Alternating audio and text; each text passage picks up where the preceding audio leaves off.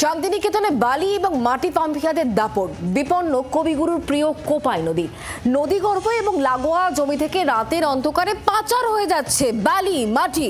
মুখ খুললেই চাষিদের হুমকি দেওয়ারও অভিযোগ করা হচ্ছে। কার্যত সব দেখেও নিশ্চুপ প্রশাসন।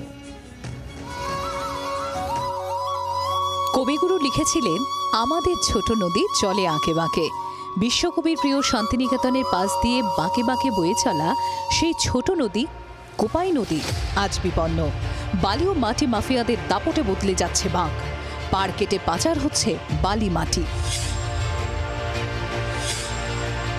স্থানীয়দের অভিযোগ, কঙ্কালীতলা পঞ্চায়েত এলাকায় রাতের অন্ধকারে মাফিয়ারা দেদার মাটি ও বালি কেটে পাচার করে দিচ্ছে। ফলে পাল্টে যাচ্ছে কোপাইয়ের গতিপথ, বাড়ছে বর্ষায় বন্যার আশঙ্কা।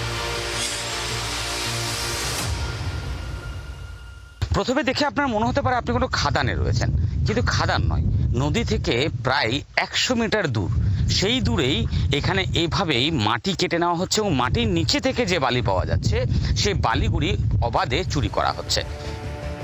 নদী লাগোয়া চাষের জমিতেও থাবা বসিয়েছে জমি হাঙররা। 2 ফসলি 3 ফসলি জমিতেও অবাধে পাচার চলছে। প্রতিবাদ করলে জুটছে হুমকি। নদী কেটে নিচ্ছে, এবার নদী কেটে নিতে পারা চাষ হবে না। আগে নদী ওই তো দেখা যাচ্ছে যেটা জল, আসল জল রয়েছে ওইটা। এখন কোথায় চলে এসছে? এখন তো এই গ্রামের ধার দিকে আসে। যে ব্যবসা করছে সেই কাটছে।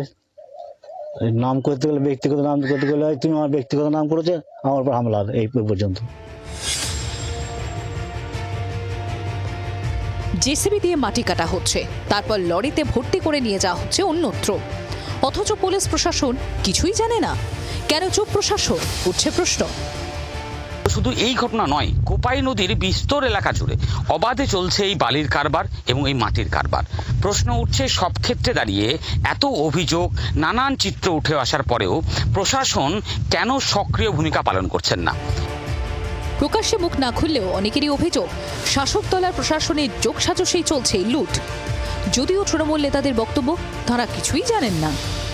যদি এটা দেখা যায় যে হ্যাঁ হচ্ছে, প্রশাসনকে বলবো, প্রশাসন ব্যবস্থা করবে। কঙ্কালীতলা গ্রাম পঞ্চায়েতে আদিত্যপুরে দেখা যাচ্ছে বালি এবং মাটি নদীর পাড় চাষ জমি কেটে নেওয়া হচ্ছে। এই বিষয়ে কি বলবেন? এটা তো আমার জানা ছিল না, আপনাদের কাছ থেকে আমি সবকিছু জানলাম বা শুনলাম। বালি মাটি পাচার নিয়ে কড়া বার্তা দিয়েছেন মুখ্যমন্ত্রী, কিন্তু তারপরও কিভাবে কবিগুরু স্মৃতি বিজড়িত কোপাই নদীর পাড় এভাবে ধ্বংস হচ্ছে তা নিয়েই প্রশ্ন উঠছে। শান্তিনিকেতন থেকে প্রসেনজিৎ মালাকার, জি 24 ঘন্টা। বাংলার আওয়াজ, বাঙালির আবেগ, জি 24 ঘন্টা।